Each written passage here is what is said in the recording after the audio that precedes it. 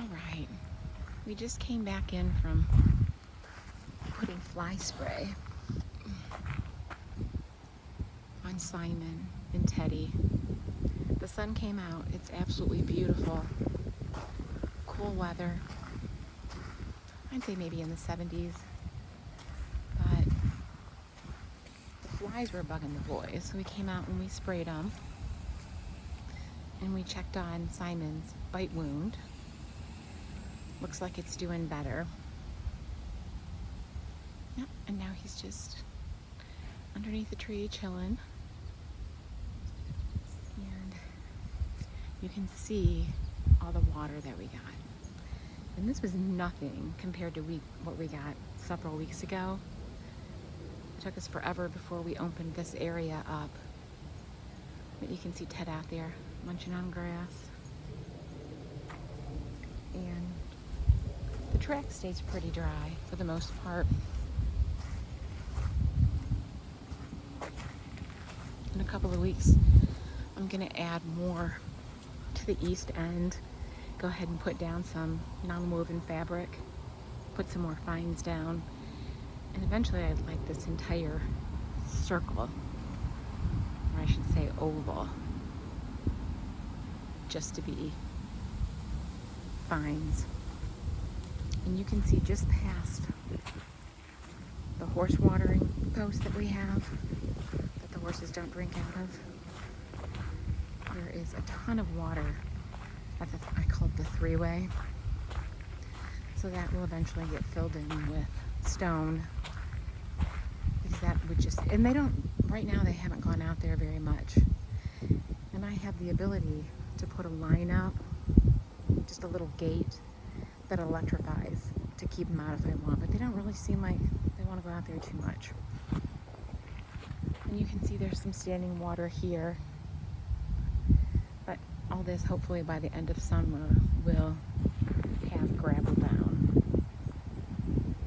And we will bring it up a bit, because this is obviously a low area. But yeah, and then the track continues out. So you can see how this is.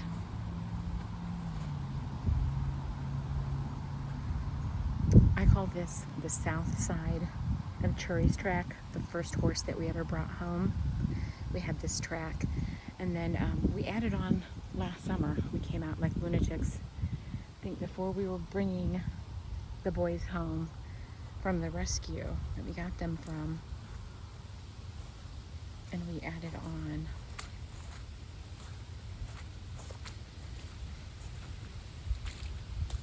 and so this is where we moved the T-posts, the plastic T-posts the other day, and opened up an area for them to graze on. And I'll move those back. So the path is only about, I think it's 12 and a half feet maybe. You can see that it goes all the way to the front of the property. And then it comes across here.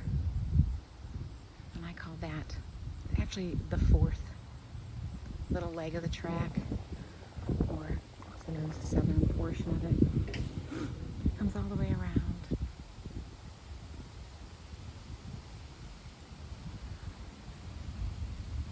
And then they can come back up this way. And then they come back up to the track and to the barn with our giant dirt pile. But it's nice because you can open up cross sections wherever you want. All you have to do is take some T-posts and just make a gate. So you could basically strip graze through this area if you wanted to. But really, honestly, I'd like them mostly on just hay. And then as little grass and grain as possible. Usually we come out once a day and pick up the track from it with any manure, but it's not going to happen today, and that's okay.